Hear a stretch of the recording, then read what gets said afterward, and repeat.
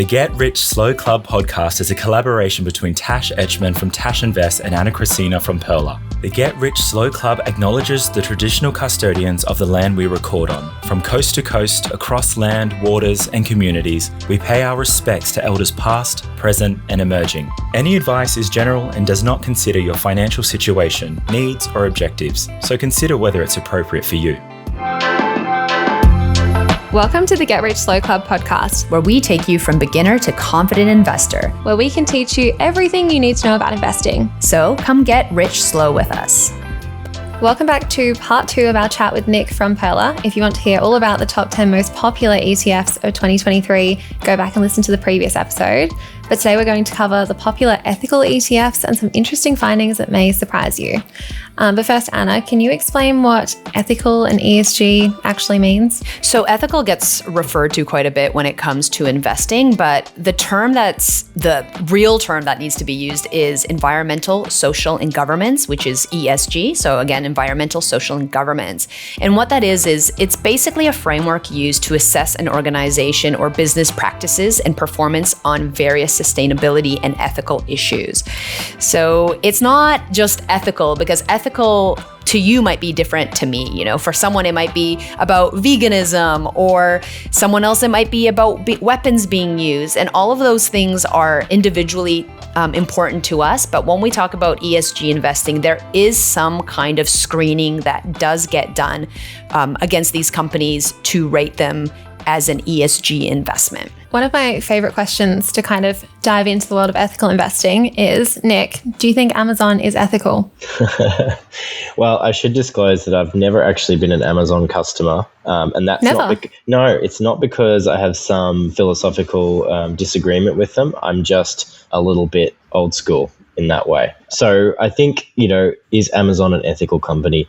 I think one of the key things I look at when I think about a company is how often or how much are they being uncovered or accused of doing things that are just flat out wrong, right? So obviously Amazon is a very successful company. They make lots of money and they employ huge numbers of people. So we can't kind of discount the fact that they've revolutionized retail and they've created jobs for people, sure. But when you look at it on balance, they've obviously done that in some part, maybe not a large part, but in some part by pushing the limits of what is a normal job and what we can expect from people. And they've grown really rapidly, which means people, obviously people in these more manual jobs that make their business go have been pushed really hard. And there's obviously been examples where people have been exploited. So does that make them evil? That's for everyone else to decide. Does it really shine a light on the fact that in order for us to live the lives that we kind of expect and get things for the price that we expect, that there's someone paying somewhere along the way? Yeah, I think that's probably the bigger topic here is, we all want our cheap delivery and fast delivery and all this other stuff. Can we really expect in this day and age that hasn't taken some really hard work from someone who's earning far less than us? So that's kind of my 2 cents on it. Whether Amazon cops its fair share versus some other companies is a whole other topic. I think I've talked now for like 45 seconds. I haven't answered your question. I'm probably not going to answer your question. That's okay. That was very diplomatic. It was a good answer for being put on the spot. I don't think there's a right answer to that question. No. It comes down to what your values are and what you think is ethical, right? At the end of the day, or what the ETF thinks is ethical based on what you're investing in. I use that one as an example because it's in VESG, which is one of the more popular ethical ETFs. So it's an interesting conversation around that. Nick, can you share a little bit about the data from Perla? Like, what are the Perla users? Where did these stats come from before we dive into them too much? Yeah, sure. So for those who don't know us or don't know us that well, Perla is an investing platform that uses community data to help people learn. Or to put it simply, we try and package up what everyone's doing anonymously, obviously, and then give that back to people so that they can learn. And ways they might be able to learn are looking at overall what are people investing in, not what they're trading or who's making the most money, but literally what are people picking, and they can make their own kind of ideas about why. We then boil that down a little bit further to say whether you whether you're looking for someone who's more like you, whether that's on a gender or age or both. And, what we've done over the last couple of years, we launched in March 2021, is try and keep track of generally who is investing on Pearler and try and see how similar or different that is to the broader society. So after all of that waffle there, basically Pearler, the people using Pearler are evenly split on a gender basis, and there's a large chunk that are in that kind of 25 to 40, that Gen Y kind of bucket. And then there's kind of an even kind of mix of Gen X and Gen Z. So, from all accounts, we're being used by a really balanced kind of community, both on gender and age. And if you Google like gender splits for the industry, generally, you're going to find some pretty interesting stuff. Obviously, historically, it's been really male dominated. And, hopefully companies like us are showing that doesn't have to be the case if you go and reach people and engage with people on their level. So I always feel very proud about this, seeing that there's a quite equal split between men and women when it comes to investing. Because like you said, Nick, often it's a male-dominated space. And for so long, women didn't have access to investing in the same way. It wasn't talked about in the same way. Women have been targeted as needing to save as opposed to investing for the future. So I just love that there's a change and shift when it comes to financial literacy, when it comes to gender as well. Nick, did you have like the stats for how many women invest just generally on the ASX? Do you know that off the top of your head? I don't know that off the top of the head, but if we make some generalizations about what's been done in the past, and not like a split you will probably find if you Google this sort of thing is like that 70-30. So I'm not saying that that's exactly right for every age group. In younger age groups, the split's going to be really different, like what we're seeing with Pearler. But, anecdotally, 70-30 has historically been that, men-women split. And Nick, are you seeing any trends when it comes to this, specifically within those cohorts? Sure. So, we should start with the top 10, just because that's a really nice control in terms of what people are doing. And if you didn't, go and listen to the episode we released earlier on the top 10 holdings of the Pearler community. The reason I bring that up is across 8 out of the top 10 ETFs, the ownership on a gender basis and on an age basis and pretty much every basis is even, which means that, as you'd expect, the most popular ETFs who are invested in by the most number of people are reflective of who's using Pearler, which is pretty balanced, right? The only 2 ETFs in that top 10 where it's less balanced or it's skewed towards one gender are ETHI and VESG, which happen to be the only ESG ETFs in the top 10. And that's kind of what brings us to having this conversation today, because it's kind of interesting that if all the ETFs, or if most of the ETFs that are being bought on Pearler are even, the only place we can see any difference is in ESG ETFs. And it goes further than those 2 in the top 10. Yeah, the biggest gender difference is FAIR, which is another BetaShares ethical ETF that focuses on Australian companies, but that's held by 77% women and 23% men, which is a huge difference. Yeah, absolutely. And so just to kind of bring it into context for everyone, if you go down the list and all of them are somewhere between like 55-45, they're basically even. You get to these ESG ETFs, and then if you get to the top 5 ESG ETFs, which I think we're going to run through, the split is much closer to around that 70-30, but not 70-30 men, which I think we mentioned before as like an anecdotal industry split, 70-30 women investing in ESG ETFs to that larger component. So it's what kind of made us look at it and go, wow, that's, we don't know necessarily how to read that, but it's kind of the only real, point that we can find of any real difference. Okay, before we dive into why there's a big gender split and some of the reasons for that, the top 5 ETFs are, starting with number 5, the top 5 ethical ETFs is VETH, which is the Vanguard Ethically Conscious Australian Shares ETF. Then we've got ESGI, which is the VanEck MSCI International Sustainable Equity ETF. I don't think we've spoken about VanEck very much, Nick. Do you have a little spiel on who they are and what they do and why we should care about them? So VanEck are a big multinational ETF manager, and they've been in Australia for a long while. So they're probably like,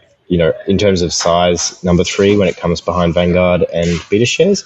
And, they've kind of made their mark by doing some ETFs that are a little bit tweaked from the basic. right? So, if you think of BetaShares and Vanguard going for that mass market, cheap, VanEck are kind of doing those similar things, like really well-known topics, really well-credentialed themes, but doing them in a way that is slightly more technical. One of my favorite ones of theirs, like not an ethical one, is MVW, the equal weighted ASX 200, which is interesting. Like last episode, we were talking about how heavily weighted these ETFs are towards the top 10 usually. But they've got one that equally weights between all of them, which is quite interesting. Yeah, really interesting. And I think, for people who listen to our other episode on the top 10 ETFs, where I think we mentioned that BHP was 10% of that ETF, the equal weight ETF will make, if you take 100 ETFs, each of them will have 1%. Or if you take 200 ETFs, each of them will have 0.5%. Number 3 is FAIR, the BetaShares Australian Sustainability Leaders ETF. This is the Australian version of ETHI, I guess, because ETHI is quite popular. And then number 2 is VESG, which we spoke about lots in the last episode. And number 1 is ETHI. So Nick, any thoughts on the top 5? Any learnings? Any key things that stood out to you? Yeah, so there's some things that are not very surprising. So I think 3 of them are for global indexes and 2 of them are for Aussie indexes, which is kind of the same as when we look at our general top 10. A lot of them are either global or Aussie indexes.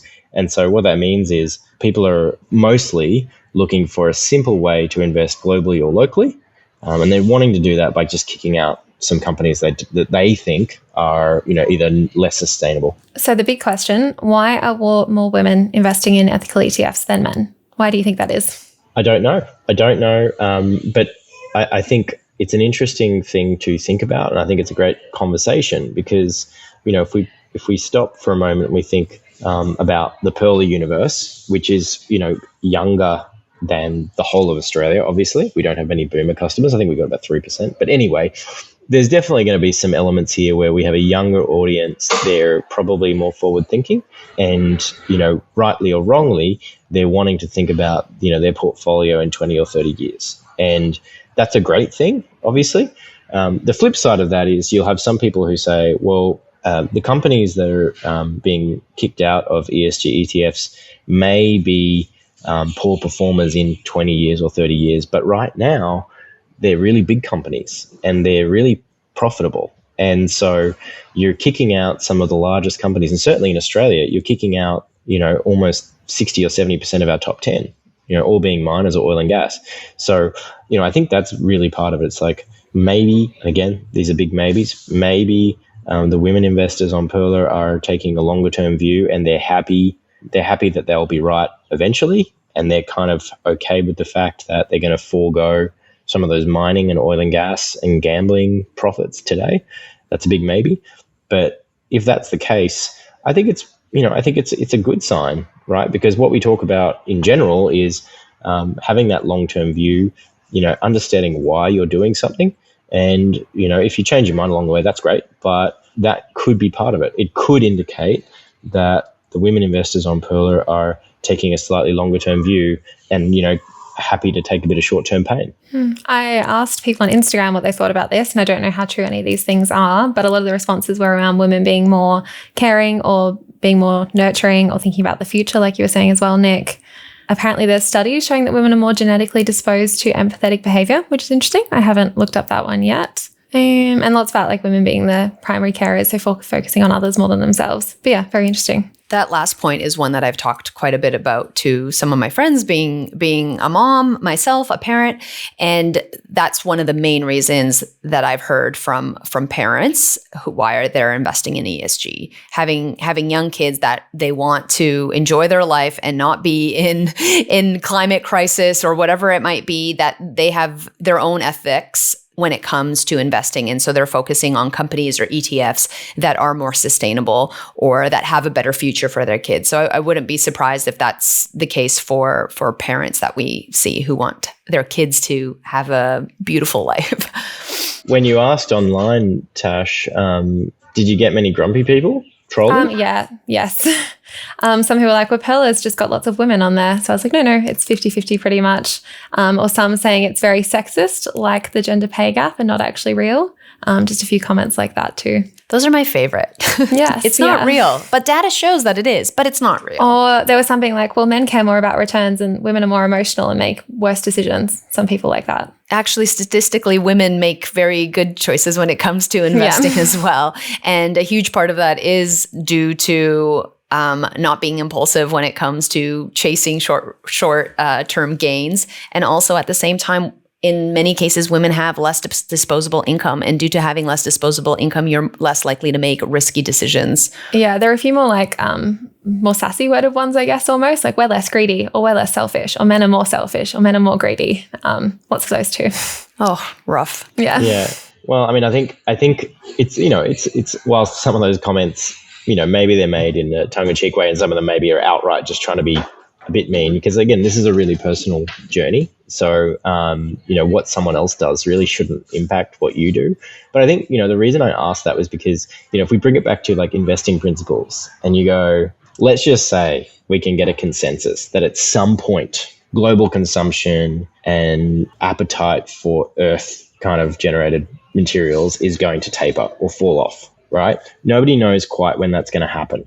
And nobody knows how fast renewables will accelerate, right? Nobody knows. So let's just say though, everyone agrees in 20 or 30 years, whatever, it's going to happen. You got one person who's like, well, for the meantime, I'm happy to own miners and oil and gas or whatever it happens to be. Not that I have an opinion on those, but I'm happy to own it. And then when it switches, I'll jump into ESG because then renewables or whatever else it is will be more popular. And that's fine. Someone can have that opinion, totally valid. And looking at the earnings of these companies, you're probably going to do really well on a relative index scale. But if you wanted to kind of play that devil's advocate on that approach, it's like, okay, so you believe at some point in the future these things are going to come off, which means those companies are going to be less valuable and they're going to go down and they're going to fall out of these indexes anyway. That's just a super long game of timing the market, which a lot of people will kind of agree. On the other hand, is like, well, I don't want to time the market. So it's really a matter of degrees of like how long term is your view, it's really interesting. And I think someone made a really interesting comment the last time we all got together, which was, can I afford the world that I want? And what they meant by that was, at the time, just to provide context, was I may want a world where everything's as sustainable and as well thought out as can be. But if that's going to make me less wealthy to a large degree, and that means I can't be the human I want to be, then maybe I've got to make a trade-off. And these are all big topics, right? Because no one knows what's going to happen in the future or how long miners are going to make most of the money. Who knows? It's interesting around like the gender pay gap as well and like the gender wealth gap, if women are the ones taking the hit in the short term to hopefully benefit in the longer term and men aren't in the same way. But yeah, it's definitely very interesting. And we won't know for like 20 years. Yeah, or longer. We'll see. The biggest question, does ethical investing even make a difference? I kind of go backwards and forwards on this one because on one hand, I'm like, yes, it does, because companies are seeing there's interest in it and people are putting their money into it. So companies will be more wary of it.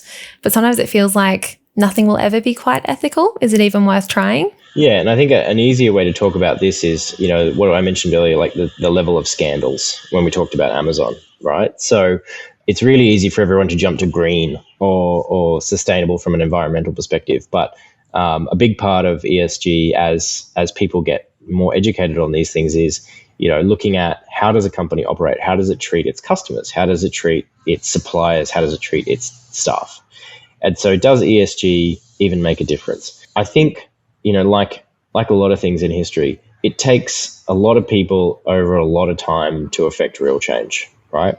And so I personally believe that, this modern concept of ESG will evolve and it'll be different in 10 years' time. I think it's going to be different sooner than that. But all that means to me is we have to go through these growing pains. We have to go through this kind of confusion. We have to go through some people believing in it, some people not. And bit by bit, the best version of it will happen. And so you mentioned, will companies take notice and try and do better?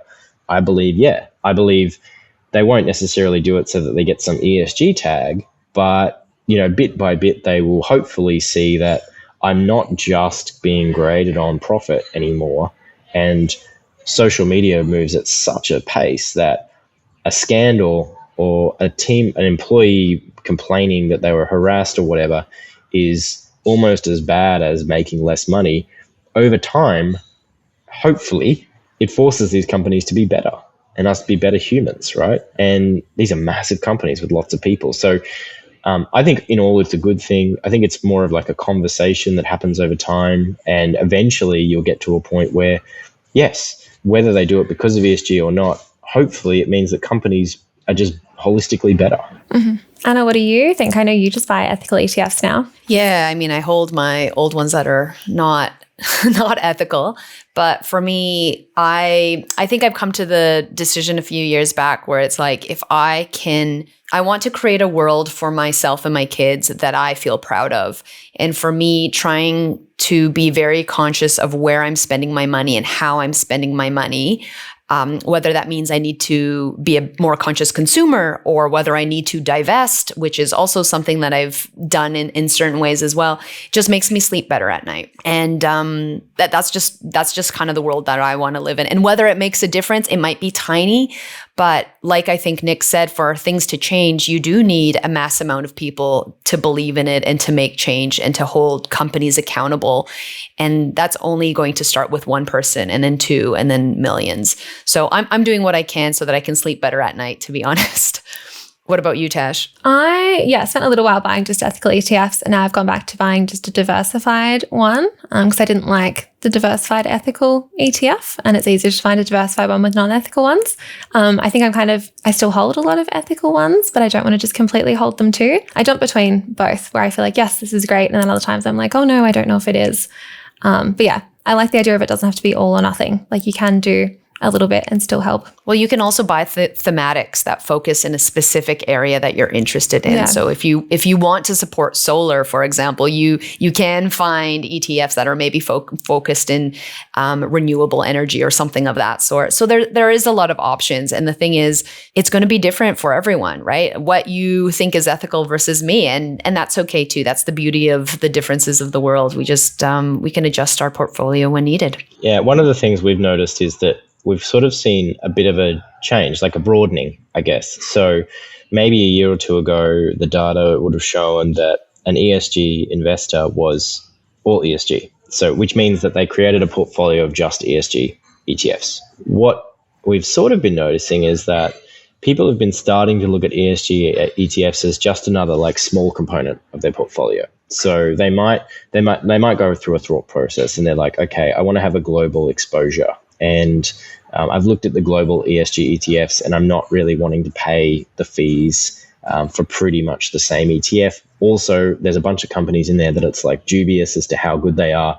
So I'm just going to go with the general global ETF, right? Or are they going to go with the ethical global? Like they'll make a decision, right? And then when they look at Australia and they're like, okay, if I take out all of the companies that are bad for the environment, I'm left with a bit of the Australian market that doesn't pay a lot of dividends and isn't huge, right? And so the performance of those is always going to be harder versus the Australian thing. And maybe I just need to either not have it at all or just go with the standard. So they make those sort of decisions. And I think what we've seen is a lot of people have gone, I'm just going to go with the cheap basic because I'm not going to change the world by buying a global ESG ETF, but then picking a thematic or picking an ESG ETF and say putting like 10-20% of their portfolio in that. So it's like I've got it there, I buy it less than the others, and over time I might buy more. But it's no longer this idea of my whole portfolio needs to be ESG. It's more like my portfolio is going to be based on what's good for the next 5-10 years, and I'm going to kind of tweak the ESG as it becomes cheaper or as it becomes better, if that makes sense. I think I heard you speak at an event, Nick, and you were saying, start off with it being 10%. And then as you grow your portfolio, you can kind of switch more into ESG as you've made more money from it. Was that you who said that? Yeah, something like that. I think I was talking again about what we've sort of seen people do. But I think the bigger point there is like we talked a little bit about timing the market. And it's like, at some point, maybe oil and gas companies are going to be worth zero. When's that going to happen? No one knows.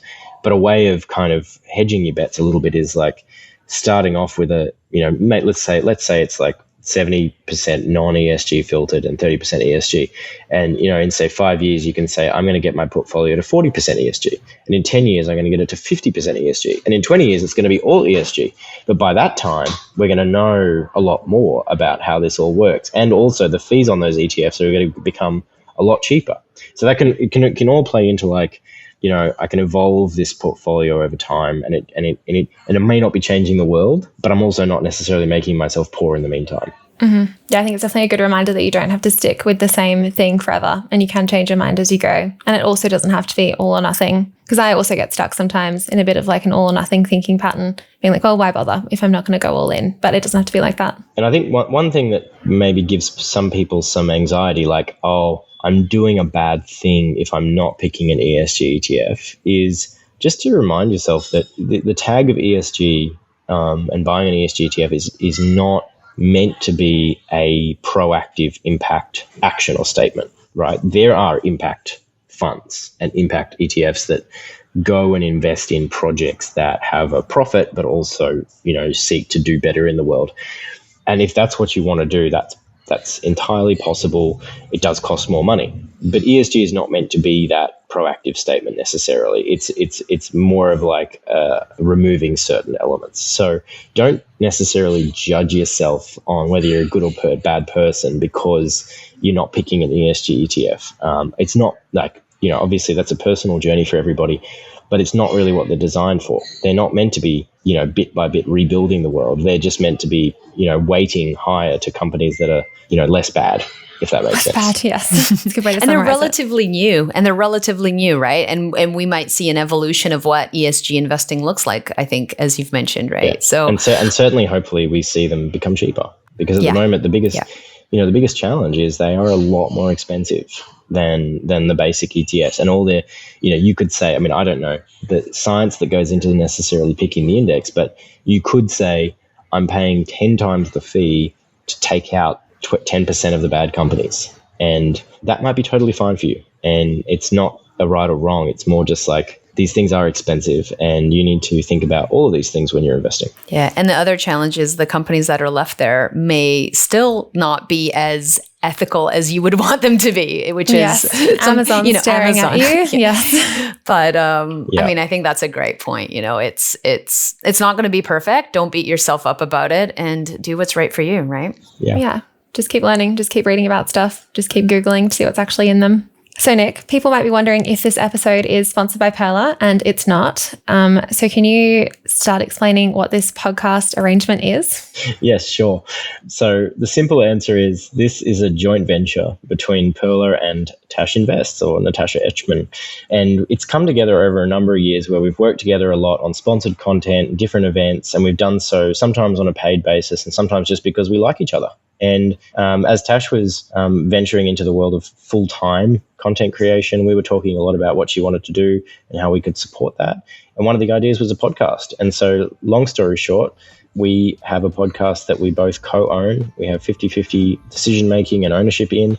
And the idea is it's a platform for Tash to build out her business. And it's a platform for Pearler to support good content creation and education, and at the same time have a new element to its platform that its customers can enjoy as well. I often get asked if that means Pearler gets to control all the content we make, and luckily no. Nick is very nice and doesn't control everything that we say, we also love Pearler, so it's great to have Nick on to talk about Pearler as well. Yeah, but I have to thank you both, because you sort of made a comment there about not wanting to control what we say, and I'm very lucky to get to work with people who are really smart and really, really want to do what they're doing, right? So when you come to me and you're like, should we do this? My answer is generally, you do whatever you want, and I'm sure it'll be good. And I'm like, that sounds like a throwaway, but it makes life so much easier, and it's something to be said for working with people who you like and who you respect. And who value the same things as well. Yeah. Awesome. Cool. Thanks for joining us, Nick. This was lots of fun and really interesting to talk about. Thanks for having me. I enjoy these conversations. Thank you.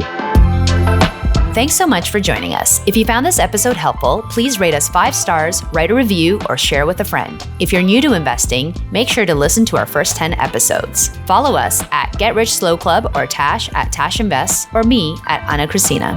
This show was brought to you by Natasha Etschmann, who is an authorised representative 1299881 of Guideway Financial Services, AFSL 420367, and Perla, who is an authorised representative 1281540 of Sanlam Private Wealth, AFSL 337927. Knowledge is power, especially when it comes to investing, so make sure you check out our financial services guides and read the product disclosure statement and target market determination for any investments you're considering. See our show notes for more info.